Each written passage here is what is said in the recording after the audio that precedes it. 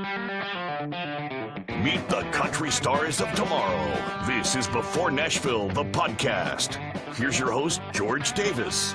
Welcome back to another episode of Before Nashville Live. Tonight, I am joined by a duo, and here's one of the things that I read about them. Redefining country music's a little hard, but they have done it in a way, and they have if you notice the name down at the bottom, it's called a spoonerism. Now, I got to be honest, I had to look that up, but it's when you take like the first sound and put it in the front and the second sound in the back. Anyway, the name of the band is called TexWestus. And now, is that us or US? I have to ask. It's just TexWestus. Yeah, just the way you said it. Yeah. Perfect. Yeah. So this is Corbin Burgett and Chloe Fowler. And thank you all for coming on tonight. I appreciate it. And I know that you guys are very busy folks. So we're going to jump right into some stuff and kind of find out about you. The very first thing I got to say, of course, you're being brought to you by Go-Go Tuners. They are the go-to tuners for professionals and amateur musicians. If you're looking for a tuner, go check them out at gogotuners.com. Now, I'm going to start with Chloe because I want to find out your backstory. I'm going to find out, how you got into music or, growing up. What was it like in Texas growing up? Well, in terms of music, I was on my first stage when I was 4 years old. I think I sang Jesus Loves Me to a church congregation, and I haven't gotten off a stage since. So it was love at first song, I guess. I grew up listening to all kinds of music, mainly country, but my dad was really into like 70s rock, so a lot of Fleetwood Mac, Aerosmith, Eagles, that kind of thing. And then was in choir, junior high school, and then right out of high school, I moved to Nashville and attended Belmont University for a little bit. Ended up having to come home, and then met this guy a little on down the road. But we're still doing it, so they're still trying to get me off the stage. That's get her off for a little bit tonight, but then she's going to go back on stage as soon as we're done. And Corbin, let's find out a little bit about your background. Where did it come from? How'd you get into music? Because yours is a little bit not as early, I don't believe, as what Chloe was. Yeah. So, well, it's funny. I grew up with, our parents, just like it was nothing but worship music, Chris Tomlin and Hillsong United. It was just like nothing but, and I don't know if you know old Third Day music and stuff. Yeah. It was like 100% of the time ever since I was little to like, I don't know, when I was like 10 years old, I had finally had enough. And I was like, I need to find some other kind of music out there. And I ended up. His mom basically forced him to learn guitar. Well, yeah, no, I got interested in guitar. Just I don't know. I guess it was a natural something that came to me. But once I got the cheap beginner guitar, I realized it was a lot harder than I thought to play, and quickly lost interest. and yeah, and then I remember one summer, me and my brother were just bored out on the farm, and my mom was like, you go in that room and you pick up that cheap guitar and don't come out till, like 3 songs out of that handbook we bought, just one of those beginner booklets, And so I was like, well, I got an afternoon and I'm grounded to my room until I know how to play something.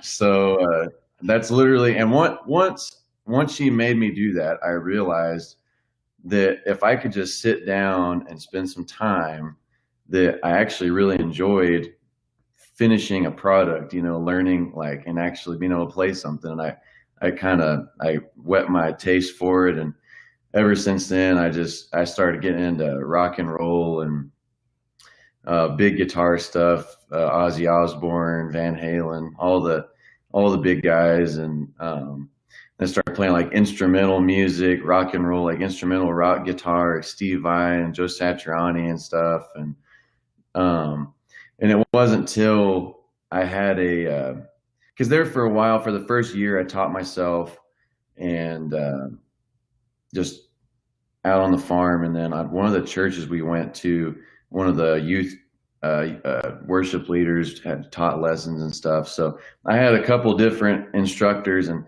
it wasn't until I had, I don't know, my third one, who was actually a professor at the college I ended up going to later on. He told me, he was like, if you really want to learn to play guitar the right way and actually be good, he was like, you need to learn country, because you can't hide behind all the effects. Because country guitar, a lot of it's real clean, it comes from jazz music. It's real, whether it's acoustic or it's on a Telecaster, it's a lot cleaner, and you got to be way more articulate. And as a kid, I was like, I'm going to take that challenge. So I accepted the challenge. But I could talk forever on that. But so how did the two of you come together? Because as I'm reading through your bio, I mean, it's not like you guys were next door neighbors or anything like that. No.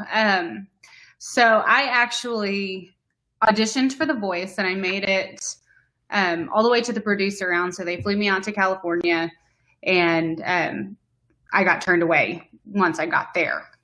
And so I was kind of disheartened, and my pride was hurt, and I had never been told no before. And so that day, we're sitting in San Francisco. My dad was like, look, you got to keep your feet wet. Don't stop. There's this little community college, about 30 minutes from where we live. They have this incredible music program. And he goes, just take a songwriting class.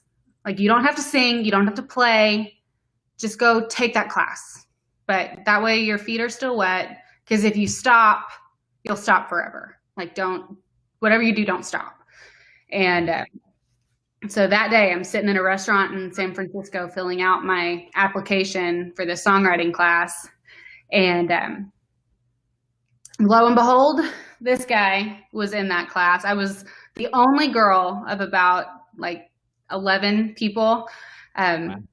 And I can play guitar, just kind of enough to strum with. I can write a song playing a guitar, but it's not anything I want to show off to anyone.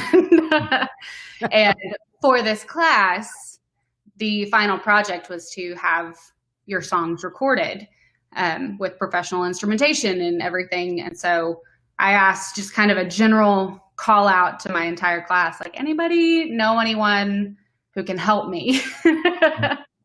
And so he very nonchalantly, well, I mean, I play guitar. I probably could find some time to help you. And the more we got to working together, the more we realized it really did work when we worked together. We kind of filled in each other's holes, and we immediately clicked, and the rest, as they say, is history. Anything to add to that, Corbin? You kind of have that look like maybe I need to. Maybe I should step in and say something. No, just kidding. Maybe I could find some time. Now, you going along with her, was that a ploy for you to get the girl, so to speak, or were you just being a nice guy? Well, I definitely had my eye on her, but I was like, I don't want to screw this up, because I've always been the youngster. Any time in my life, I'm the young one. So I am the cougar in this relationship. all my friends are 10 years older than me. And ever since I was a kid, I would always sit at the adult table at Thanksgiving and hang out. So it's I don't know. And so when I was going to school, I graduated, or I guess I started over at that college when I was 16. And every girl that I could halfway catch their attention was once they found my age, they were like, no. He was 18 by the time we met. Yeah, I was 18 when we met, but I was still just anticipating that, so I turn away. I tried to play very cool and not be over bearing, or I don't know what the word is I'm looking for. Trying too hard, trying not to try too hard. Oh, there you go. Right. Yeah. But I kind of saw straight through it, but it worked, I guess. I mean, I had some. You fell for it anyway. I did. But that's where I went to school, and some of my professors, I knew them for a long time. So like one of the professors was my guitar teacher when I was like 14, 13. Not that it was too far away from when I went to school at 16 over there, but Right. So now you were kind of the rock and roll guy, because I mean you weren't into the country when you started playing. Like you said, you're into like the Satriani and the the instrumental stuff that's not really like a Brad Paisley type instrument. exactly. Yeah, and I got once I got into country and discovered my favorite country guys, which Brad Paisley, I like his guitar playing way more than his vocals, and then like Brent Mason, I love Brent Mason, and like Danny Gatton and those guys. When I heard those guys, I was like, wow, I don't think Satriani and Steve Vai could even do any of that at all. And I was like, it's two separate worlds, and I was like, I want to bridge the gap and be able to do both, which is definitely taken a lot of work and a lot of practice, but it's been worth it. I love it, and I find myself playing more like rock guitar in a country way, not country in a rock way. I gotcha. So you guys kind of like going through this, you decided that you were more of a band oriented group as opposed to a duo, because I mean the front part of it is a duo, but you just didn't want to go through and try to do that. What was the whole deal behind that? You just the feel of it was better to you, or what? Well, I mean, as he said, he is a guitar player through and through. He way prefers electric guitar over an acoustic guitar. And so to do the typical duo thing would be, us with an acoustic guitar. And that doesn't fit. That doesn't fit at all. So, and we knew that we wanted to take this as big as we could. And so that did include putting together a full band. Like, it's almost like we wanted to be the next like Def Leppard of country music. Is that Okay. where it's like, I know that's no one says that, but it's like, Pour some moonshine on me. I got you. we should do that. But like, I just always have loved how huge those bands sounded, and like Journey, just how epic it sounded. And no one really does that anymore besides like Carrie Underwood. No one really does. I think Jason Aldean does a really good kind of real rock sound, but like no one really does that epic sound anymore. And that's kind of what we're doing. Okay. All right. I got you. So now, Corbin, you also, you've got more than just a guitar background, if I'm not mistaken. You've got a little bit of a hands on the control board type of training. You got into engineering and stuff like that as well. Not as much. I was in insurance, and I did a lot of, obviously farming and stuff. There's a whole engineering side to that, but no, I didn't really do a lot of that. I did mostly, I guess, agriculture, if you want to say that, agriculture type skills like that, engineering and that, but I think he's talking like musical engineering. Yeah, musical wise, yeah. Oh, musical wise. Okay. That's what I'm here for. I'm here to just kind of. Sorry. Well, I have some friends who are just like mechanical engineers, so I guess my head just went that way. Right. But yeah, no, like sound engineering and stuff. Yeah, I did do like some live sound work and different things like that. And he really did have a big hand in producing our first several projects. Yeah. And even the like Lone Star, the song that just came out, that one is definitely like it was Chloe and I wrote the lyrics, and then like between her and me and then our friend Lucas, like it was like produced it all ourselves and just engineered that whole side of it.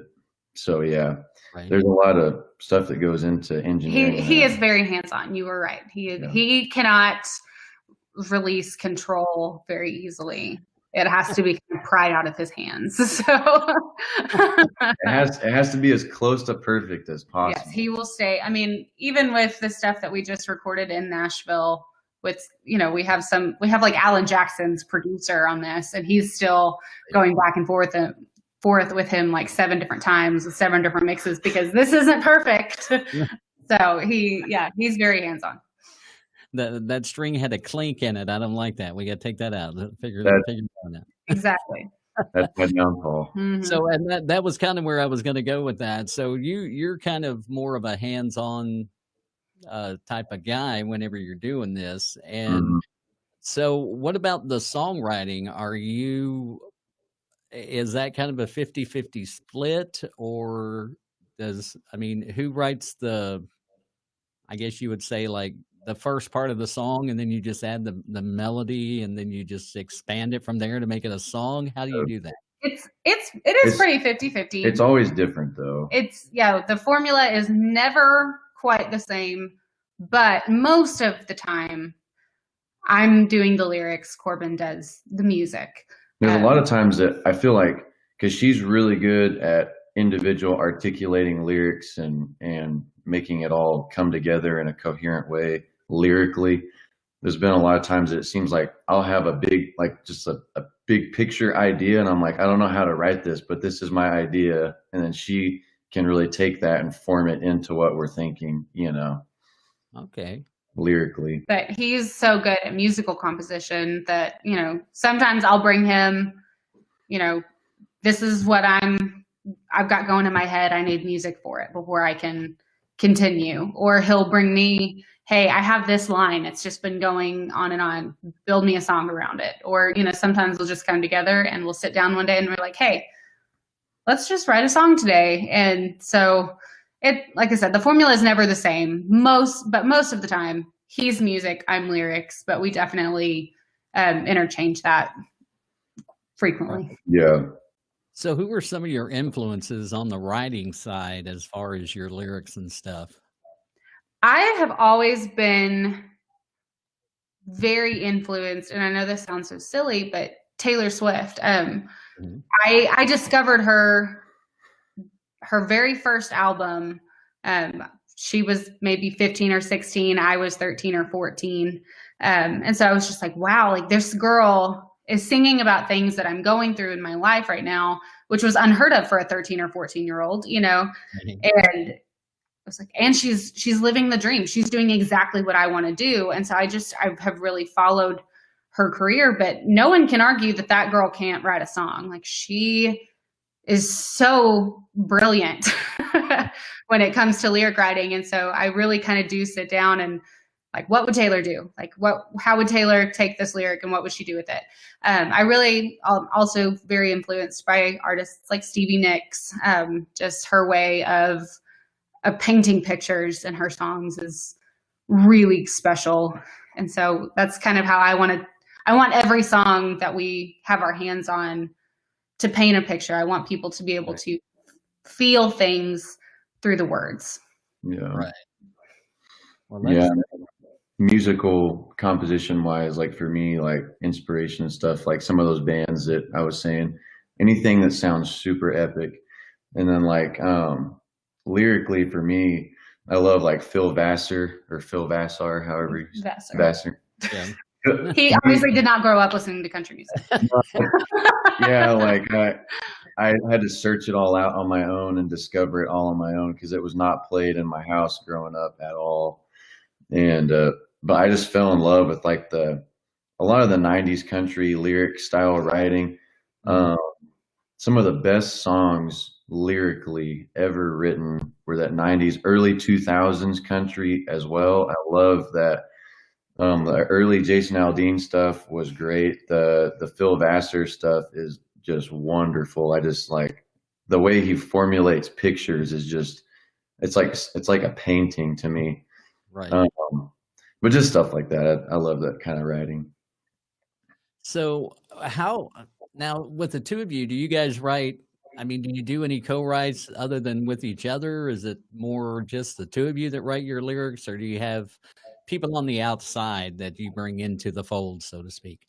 We, up until quarantine, we did everything by ourselves. It was just, we would sit down like, hey, we need some songs. Let's sit down for a weekend and get it done. But thanks to quarantine, we have really expanded it's kind of funny, like our musical world has truly just blown up in terms of connections due to COVID. And so we really have gotten in touch with a lot of different songwriters. And so there's one in particular we write almost on a weekly basis with. We spent about 3 weeks over this past summer in Nashville just writing, nothing but writing, meeting with different writers, either in person, on Zoom. And so we have kept up those relationships, and every once in a while we'll, and right now we've kind of calmed down because we finished our project. And so now we're focusing on more of like the marketing part of that project. But I know that if we get ready to start a new project, we'll be reaching out to all of the writers that we wrote with before. So all of that to say, we have introduced ourselves to co-writing, and we really do enjoy it. But enjoy it a lot. A lot of times we do just sit down by ourselves and write too. So yeah, co-writing is great. That's pretty cool. I mean, it's always being opened up to others and stuff. So I mean, I think that's a great thing. Now, you guys, you've got an EP out that is called West Texas Wind. Now, that was your first one, right? Yeah. Yes. Don't judge us by it. I started to say, I'm like, yo, we're not proud of that project at all. Were you? We're contemplating taking it down, but some people still really enjoy a couple of those songs. Yeah. It's funny just to see how much we have grown from the time that we created that project versus where we are now. And that was one that Corbin literally had free reign on when it came to production style. Well, that one, and she gives me a hard time, but that one, we had no producer, we had no song, like we had no direction. We had no one giving us direction. We had a mutual friend call us and say, hey, such and such manager they're wanting to look at new artists, and I threw them your name. They want to see you put out some music before they'll look at signing you. And we're like, oh, we got to put out a song. So we as fast as we could create that project. We had no really wise direction on any of that, and the studio that it was recorded at was, but you know what, I stand behind every song on that EP. I love every song. I would really like to take that project and just redo it now based on where we are now and what we've learned and kind of what Taylor Swift is doing, and just recreate it, as quote unquote adults, and see what we can do with, because I really do. There's a few songs on there that are really good. I stand behind every song. I think every song, we put a lot of ourselves into every song on that project. We put a lot of time and effort into creating songs that we felt were where we were in life and wanted to connect with other people. So I stand behind every song on that project. I just want to take it and re-record it and see what cool things we could do with it now. And there's nothing wrong with that, because a lot of artists will do that. They'll take early stuff and they'll redo it, kind of a remixing, if you will. Absolutely. It's a lot more current for them, because they may have done it at a time where they felt like, kind of just using your verbiage, where they felt like they were kind of infants in what they were doing. And then they, blossomed into adulthood of music writing and production and things like that. So I think, anytime you can take that kind of stuff. I've listened to some of the songs, and I haven't found one yet that, quite honestly, I would say, y'all really need to do that again. I think it's more like we're very critical of ourselves and what we can do and what we know, what we wanted it to sound like, and versus what it actually came out sounding like. And so we are pretty hard on ourselves, probably in a way that other people are not as hard on us. Well, I have to say, like I got some notes here on West Texas wind. It kind of had that throwback, it's got a very, which is kind of ironic. And we'll talk about why it's ironic in a little bit after I say this, but it's got a very prominent fiddle in it. Yeah. It's just very throwback, and further in here in a few minutes, I'll bring that back up again as to why I say that. If you haven't listened to any of their music, go to Spotify and Apple iTunes and anywhere you can get your music and listen to them real quick. And maybe you'll figure out exactly what I'm talking about. If not, then we will tell you here in a little bit. And, just a few of the notes, and I'm not going to say anything about Lone Star. That's the new single. We're going to play that first. But I love the I'm in love, she's in Texas. That was kind of, to me, that was kind of the title of it. I'll put it that way, because the song may not have been, but kind of a George Strait feel. Mm-hmm. That was exactly the feel I got with that song too. Yeah. Yeah. In Houston, you've got a problem. Of course, somebody kind of may have taken that title and used it on another song, but we won't talk about the artist or anything. This one I really love. And I'm going to preface it by saying this. I'm a huge Bob Seger fan. And I was listening earlier and Gone came on. And the opening riff on that is so reminiscent of Turn the Page. Yeah, now that you say that, yeah. And I was like, I was waiting for it to get a little deeper into it before I actually made that assessment. But as it got deeper, I'm going, man, the intro to that is just a, little slide guitar, a little kind of a drone on the notes and stuff. It's not just a real quick, fingering of the notes or anything. And I'm like, oh my gosh, this one's going to be good. So I got to say right now, out of the ones I mentioned, Gone is my favorite. So mine too. Not that I dislike any of them. Let me say that, because I thought they were all really good. Thank you. So now you've gotten into doing the second EP, correct? You just released the second EP. We just released the first single. We haven't released the actual The whole thing yet. You're working on the second EP. I'm jumping ahead here. And the single off of that, which I will say that you guys play on Texas on everything. Pretty much. Not a bad thing. So don't get me wrong. I'm not from Texas, but it's not a bad thing. But, and I don't know if I do this, if it's going to mess anything up. I wanted to do this earlier and show you guys. I'm hoping it doesn't mess up the frame. But just in your honor, I did this. And if you look at our background, it's actually the Texas state flag. All right. Love it.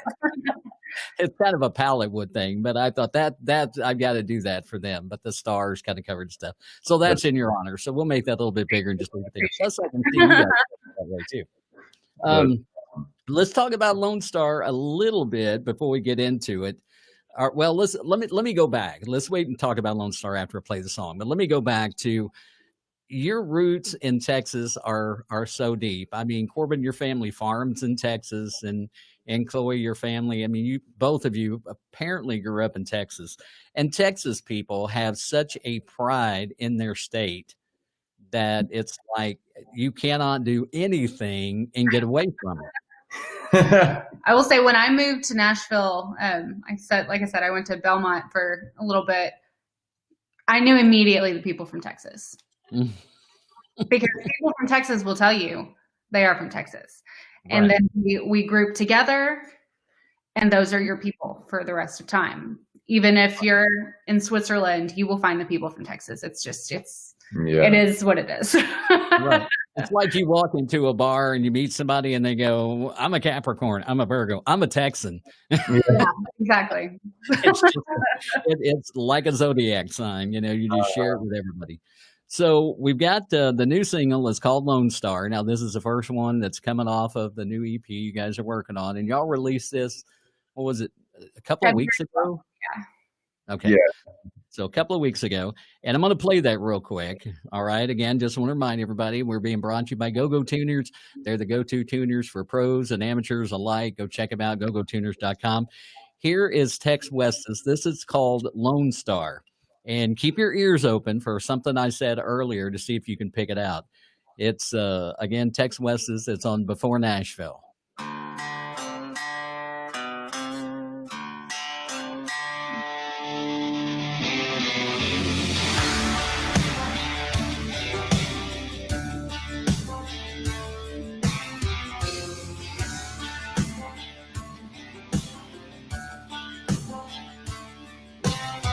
If you're gonna play in Texas, better throw away that fiddle. Act like a fool, break all the rules, and you'll launch just like a missile. Make sure it's Crown you drink, and you'll be crowned the king. Hit that 8-ball shot like you forgot. Your mama hears those songs you sing. You get called an outlaw, a rock star, just living that celebrity dream. You think you're a different son, but you got it all wrong. Hell, it's worse than Tennessee. But where's your class, boy? Are you the real McCoy? Don't you know you won't get far? Cause you're all the same, just got different names. No, you ain't a real Lone Star.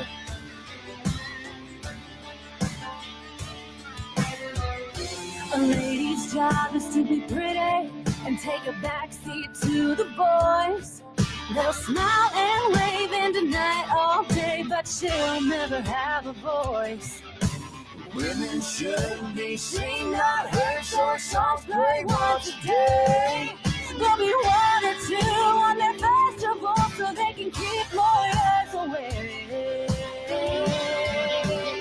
You get called an outlaw, a rock star, just living that celebrity dream. You think you're a different son, but you got it all wrong. Hell, it's worse than Tennessee. But where's your class, boy? Are you the real McCoy? Don't you know you won't get far? Cause you're all the same, just got different names. No, you ain't a real Lone Star.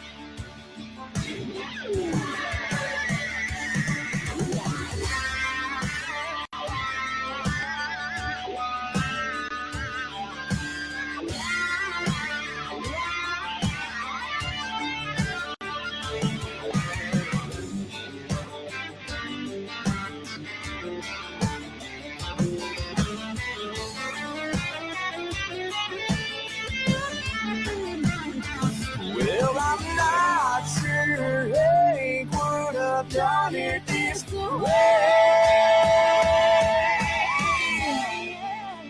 You get called an outlaw, a rock star, just living that celebrity dream. You think you're a different son, but you got it all wrong. Hell, it's worse than Tennessee. Where's your class, boy? Are you the real McCoy? Don't you know you won't get far? Cause you're all the same, just got different names. No, you ain't a real Lone Star. No, you ain't a real Lone Star.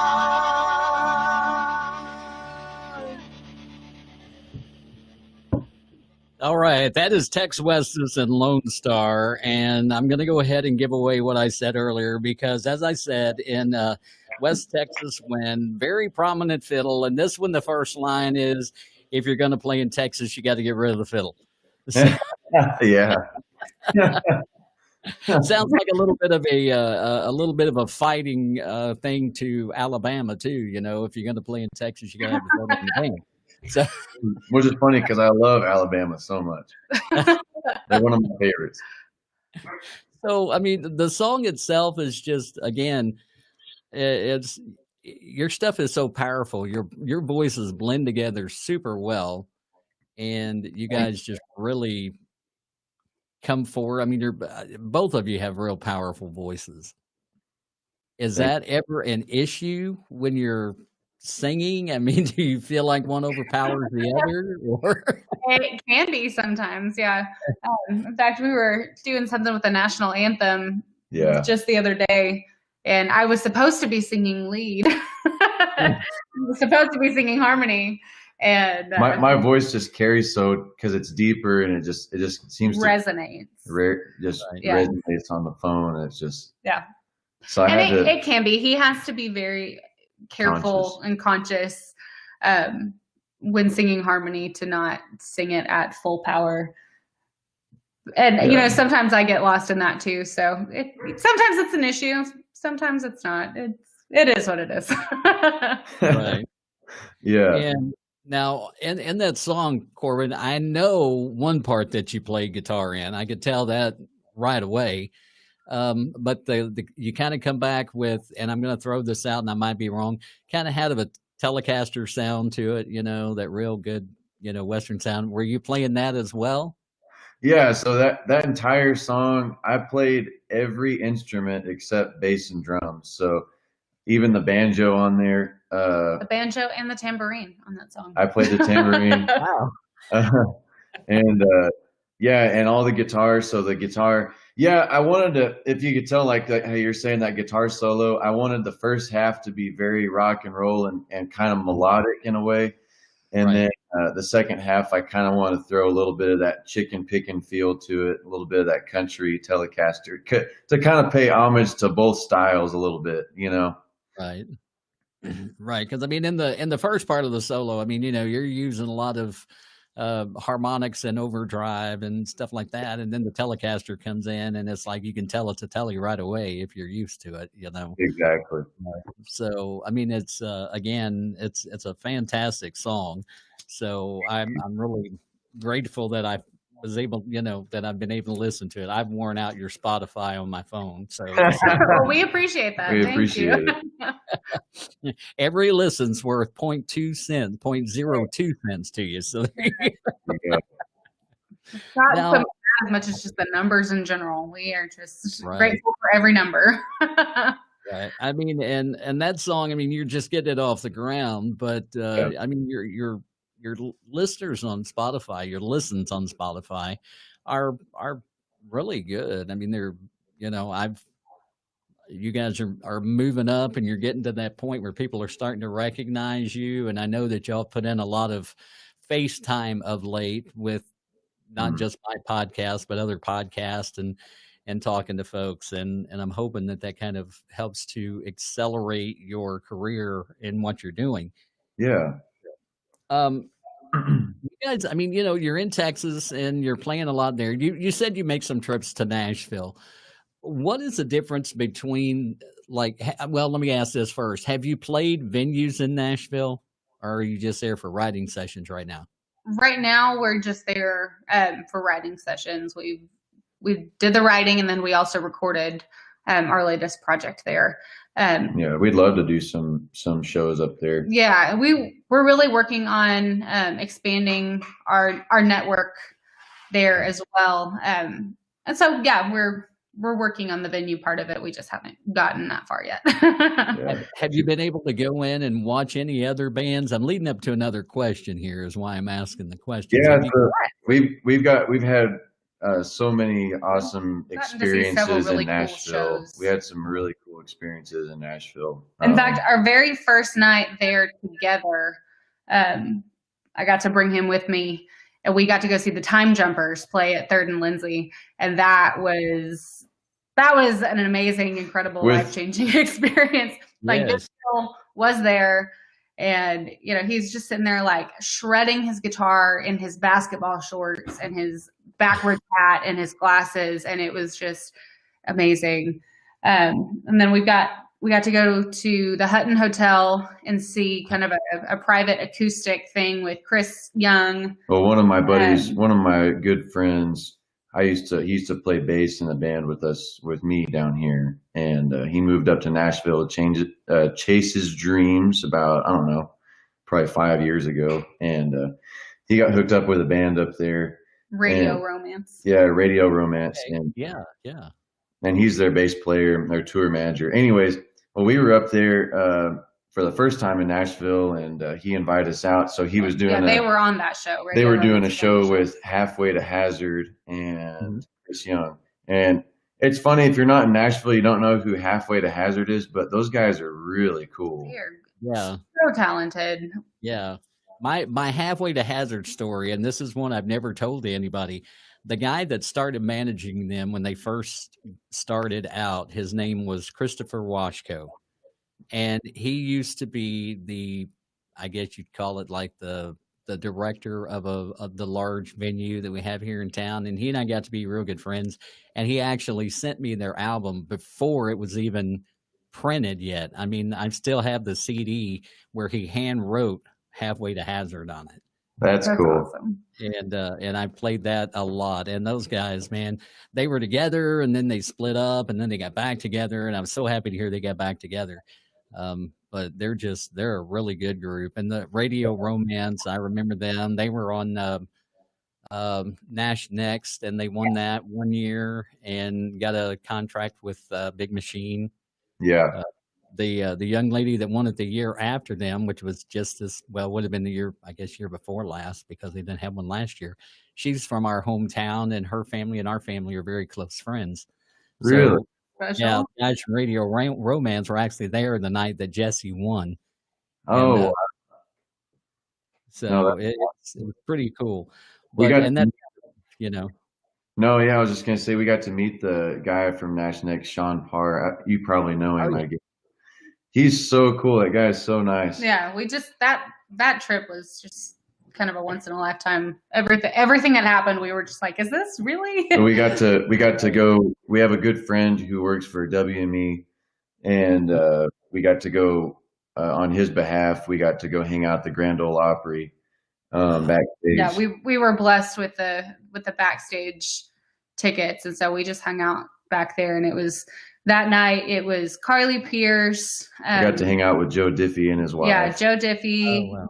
Michael Ray was there. Chris Jansen, Gatlin Brothers. It was Chip Eston. Mm-hmm. We were just floored. That was once in a lifetime kind of bucket list stuff. But I'm trying to think if that was the night that Chris Jansen got invited to become a member of the Grand Ole Opry. I believe it was.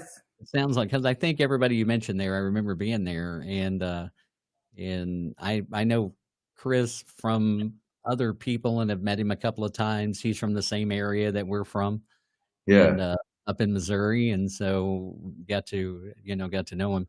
But when you're in these other venues, like what do you see different between Nashville and Texas in the way of venues and the crowds? Well, I see, like, I don't know, like it seems like the Texas crowds are a lot more rowdy, possibly, depending on what parts of Texas you go to. If you're in the college towns, they're a lot more. They can be a lot more. The crowds in Nashville actually seem a lot more receptive. And respectful. It seems like very receptive to what you're doing. Sometimes in Texas, it feels like people just want to drink to your music. And it's funny to say this, but I think that people in Texas are spoiled to music, which is funny when you're talking about Nashville. Right. But people are in Nashville to listen to music. Like that is why they're there. But people in Texas have kind of gotten spoiled. Like we have such a large music community here that people have gotten kind of spoiled to music. And so a lot of times, you're just playing to a full room where people aren't paying attention. You may have like 3 people in the back that are kind of clapping along, but it is funny, kind of the dynamic difference between Texas and Nashville. Yeah. For Texas, it's more like you, from what you're describing, kind of like you're the Muzak on the elevator, whereas in Nashville, you're kind of front and center. I mean, like you say, a lot of people in Nashville, well, probably all the people in Nashville that are downtown are tourists. Absolutely. And that's what they come for. They want to hear music. They love to hear. I think people love to hear new stuff. Not that they don't love the Jason Aldean, the Kenny Chesney, and the Blake Shelton. But there's always, and that's kind of my thing. I love good new independent acts. That's why I do the podcast, is simply because of that. To expose groups like yourself to people that don't normally get to hear them. Because I mean, if you've probably gotten radio airplay in Texas, and you may have gotten some outside of that, but you've probably, and none of the artists that I have interviewed, and I've interviewed several since I started the podcast. So I'm putting, I don't think anybody's gotten the kind of spins that you would get if you were a Blake Shelton or, a Luke Bryan who just hit #1 and has had multiple #1s, that kind of thing. Mm-hmm. Yeah. I mean, and that's kind of where we're wanting to go with the next project. Like this song we just put out will definitely be kind of our introduction into the world outside Texas. and then I'm sure we'll see you again on whenever we put our next EP out, but that one's definitely, we're aiming to go national with it. Okay. Awesome. So. Yeah, we are. Our sites are bigger than just Texas radio with our next project. So. Yeah. Right. And some groups are happy with that, but others, if you've got a good product, you don't want to keep it to yourself. Is the way I look at it. You want to get it other places. And I think you guys are one of those acts. I hate to say the word acts. I'm sorry. You're one of those bands that you can expand and people are going to like it. Yeah. Well, I'm glad you see it like that. Cause that's where that's been our goal the whole time. We set our sights super high. Like we want to tour the world and we want to be held up there. And we love Texas. We are so grateful for the platform that Texas has given us. And, we will never, ever, ever take that for granted. And a lot of artists are very comfortable just staying in the Texas market. And that is their niche. That's their happy place. But our sites have always been, we just want to go as big as we can. We want to go as far as we can. I want to play for 80,000 people 4 nights in a row, sold out. Well, I'm glad you said that because that leads me to a couple of questions.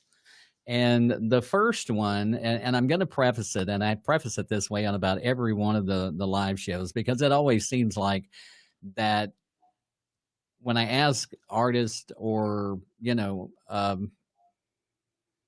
this question, they're like, oh, I don't want to offend anybody. I'm like, you're not going to offend anybody.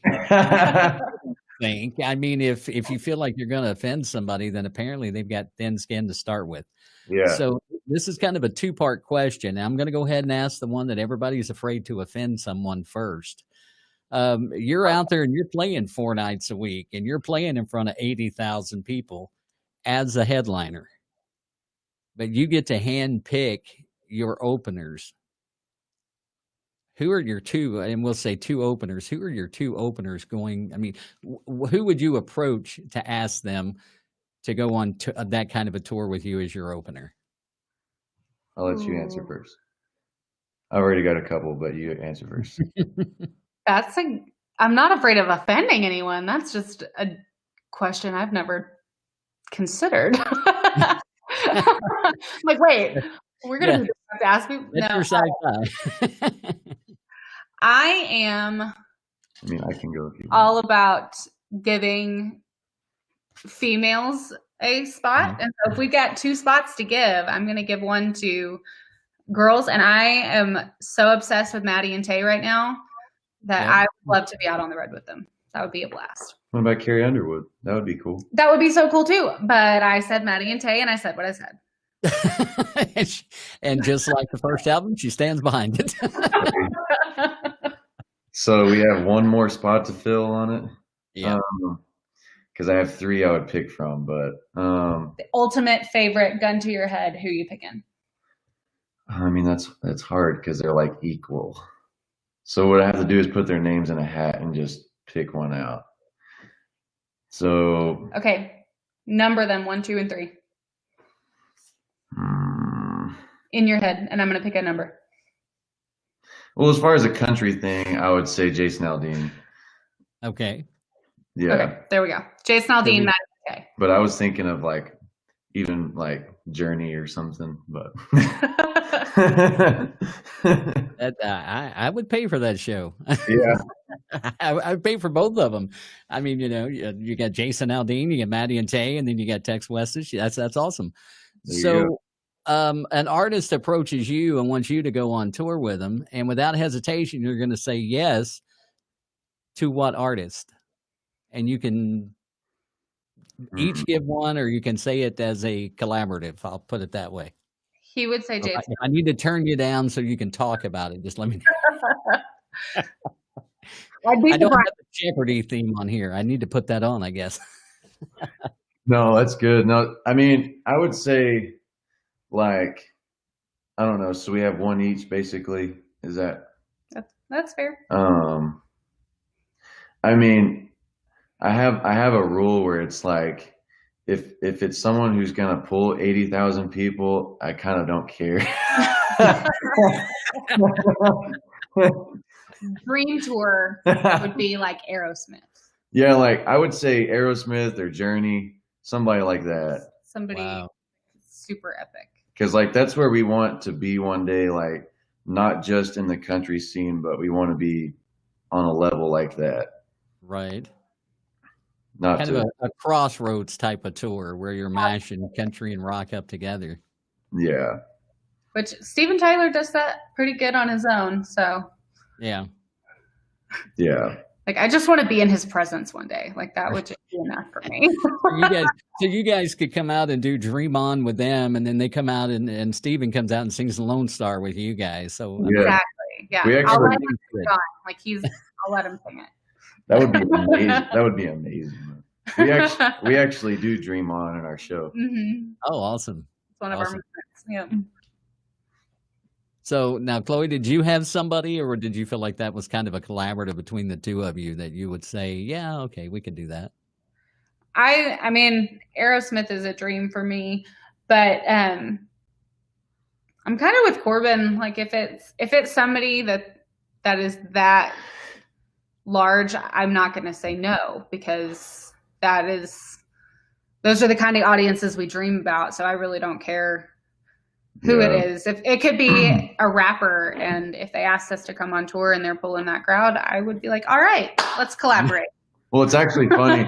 It's actually funny. So in Texas, where we are, the Hispanic crowd loves us. Yeah, the Tejano. Tejano. So we were talking about going and like doing shows with like Tejano bands, like you know, It's interesting. because they love what we do, and it's like, why wouldn't you do that? You know. Yeah. Play Well, to just your like strengths in your audience. Yeah. Right. Oh my gosh. That would be awesome. And do you find, well, before I say that, let me ask this. Have you guys had an opportunity to play outside of Texas anywhere, or are you just kind of still honing your craft, so to speak? We've gotten to play in We've done a lot. Colorado. Yeah. That was Okay. we got to do like a week-long stint in Colorado, and that was a blast. And We then got to do a show with Randy Houser and Wade Hayes, right? Or Mhm. Walker. Walker. Hayes. Yeah. Walker. Hayes. and we were actually set to do a whole like Pacific Northwest run, Idaho, Montana, Washington, Oregon, last summer, but obviously all of that got shut down. So we were in the position where we were actually moving outside of Texas, pretty far away, not just like our surrounding states. You've done But- New Mexico, Oklahoma, Yeah. Colorado. But we're working on expanding. And technically, we have played in Nashville at the Bluebird. yeah, so. we did play the Bluebird. I did forget that. Oh, okay. Well, that's a good place to have under your belt and on your resume. Yes, we played at the Bluebird. Yeah. So do you feel like that, like what you said earlier about the Tejano crowds, do you feel like people outside of Texas are receptive to TexWestus as a band? Almost, maybe even Almost more so. even more so than Wow. the Texas crowds. People, it's crazy. Like, no matter what the powers that be want to say or try to control the scene, as long as there's a crowd, people always love us, and it's just something that we've just we seen. just really strive to put on the best show that we possibly can. And I mean, we rehearse at least once a week, sometimes twice a week with our full band, just to make sure, even if we don't have a show, near on the horizon. We just want to make sure that we're tight and that we have everything together. Like we really think out every moment in our show to be some kind of experience. And so that's one thing. Like audiences they appreciate hard work, I think. Like it's not just a guy and a girl singing a couple songs. Like it's like very much. I don't know if you've ever seen like the Trans-Siberian Orchestra. That's his goal, is to like, you know how that makes you feel when you see that kind of stuff. Like that's what we strive to make people feel like. Not just, hey, listen to me sing my song, but it's like we want this person to have an experience with us. We run a light show. We do huge show moments, big vocal things, harmonies. Our other guitar player, he plays lead with me. Like we'll play harmony solos and we trade off. Like it's not just it's very it's not your typical very multi-dimensional experience. and I think our songs, even though like we do have quite a few songs that are about Texas, they are more universal. They're produced in such a way that I feel like everybody who likes country music will like will like our music. So right. And I agree with that. I mean, I know I pointed out that there's a lot of Texas, I guess you would call it, input, for lack of a better word. I know there's another word out there to use beside that, but they can go beyond the boundaries. And I think that's, one of the good marks that you guys have going for you is that you can stretch it outside of state lines, so to speak. Yeah. Yeah. So, but let me get over to my question list here, because quite honestly, I've kind of thrown this thing out the window. You guys are you're just a good interview. I mean, you guys just really work well together. One thing that I like to do is I like to ask and find out what the artists are listening to.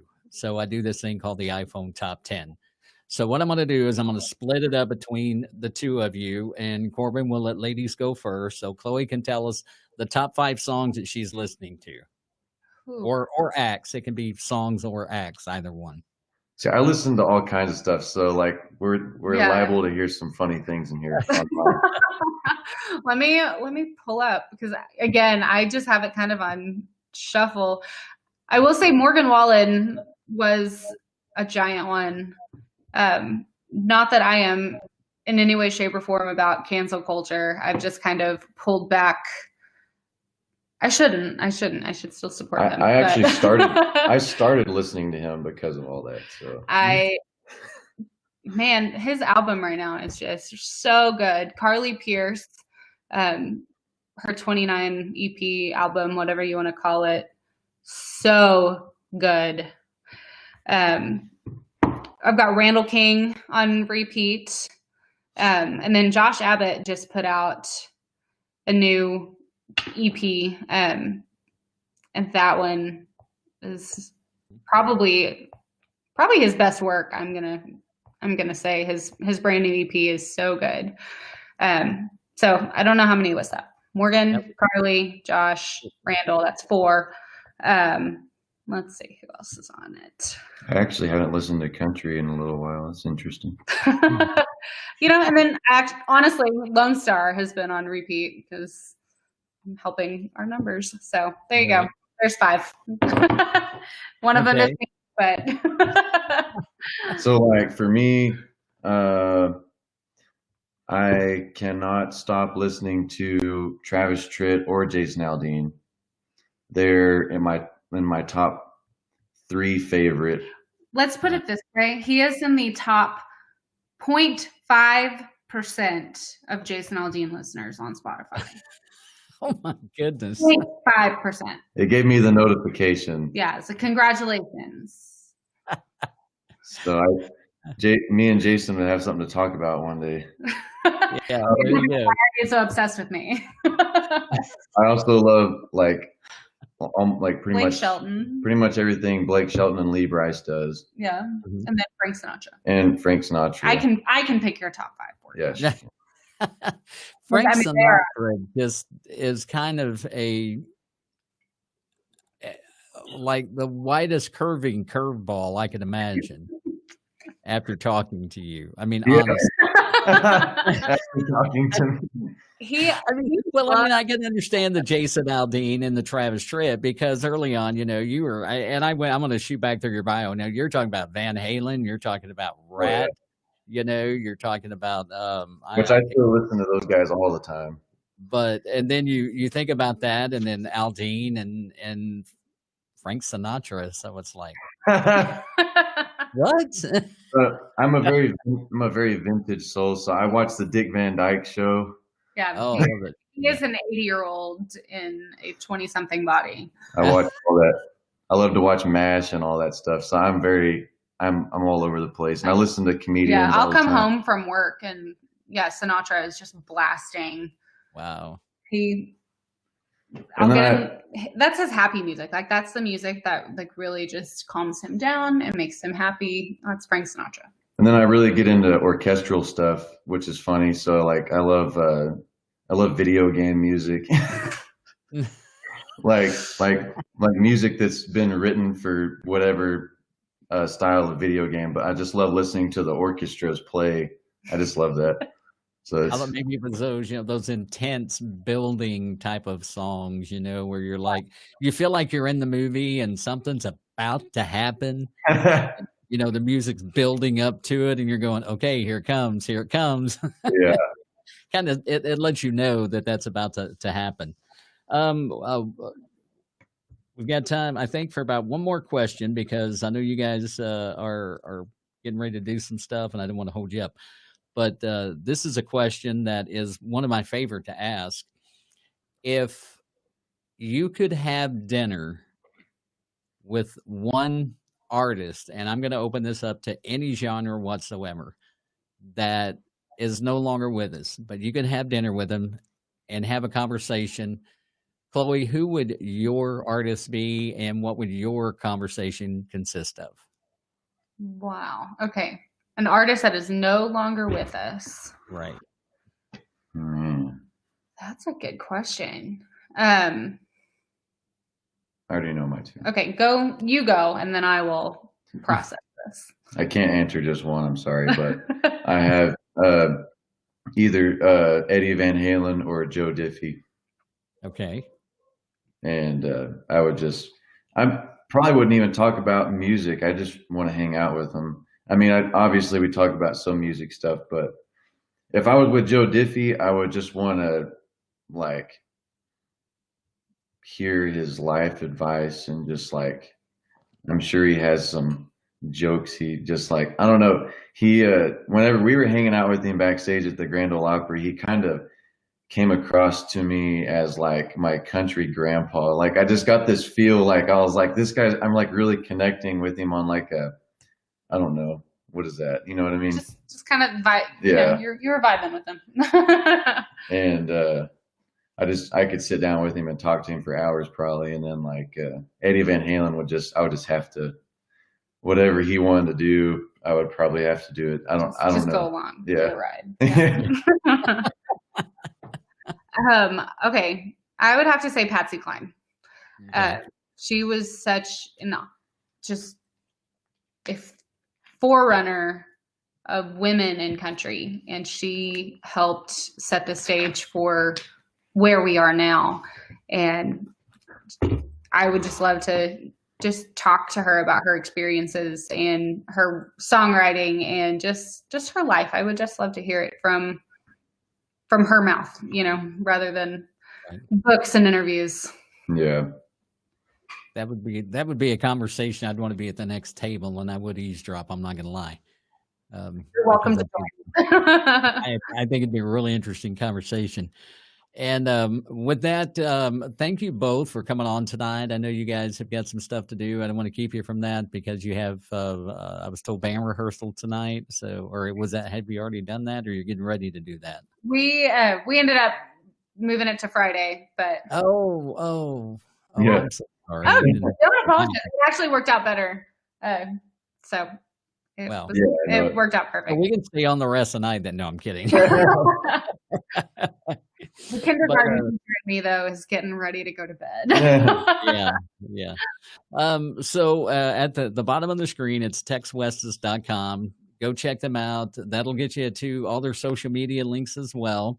You can read some more about Chloe and Corbin as to, as much as you want to read about them, their life and where they started from. Plus, check out some of the music. And the music you can also find on Spotify, Apple iTunes. Google? Does Google still have their music? Pandora. Yeah, Amazon, anywhere that Amazon. there's music. Yeah, anywhere there's music. I started to say Google, but I think Google got rid of their music. So Yeah. I think they went with Pandora now. They kind of everybody's buying everybody out, and they can't keep up with all of them. I can't Yeah. keep up. But by all means, go check them out. Listen to their songs. Listen to all of them, and then as soon as you get done, listen to all of them again. And after that, listen to them all again, because you're not going to be disappointed. I can promise you that. And they are. I can't wait to hear more about the new EP whenever it comes out. I'm really excited about it. We're excited too. Us too. Us too. Yeah, I bet I'm not near as excited as y'all are, but I'm pretty doggone excited about it. I will say that. Well, We appreciate it. Thank you. It's been great. You guys get that put out. You got an open line to get a hold of me anytime, and we'll come back on. We'll talk some more and spend some more time together. But again, go follow them, check them out, enjoy their music, have a good time with TexWestus. And then after you get done with that, you can jump over to Apple iTunes or Apple Podcasts, Google Podcasts. We're on Spotify for the podcast, and you can listen to this episode again, albeit without the video this time around. So if you want the video, it's on YouTube. It'll be on YouTube. It'll be on Facebook. So you'll have the video if you want to watch that. So again, TexWestus and Chloe and Corbin, thank you guys so much for coming on. I really appreciate it. Thank you so much for having us. Thank you, George. We appreciate it. You're very welcome. Anytime you guys want on, you just give me a shout, all right? Absolutely. We sure will. Have a good one. Y'all have a good night.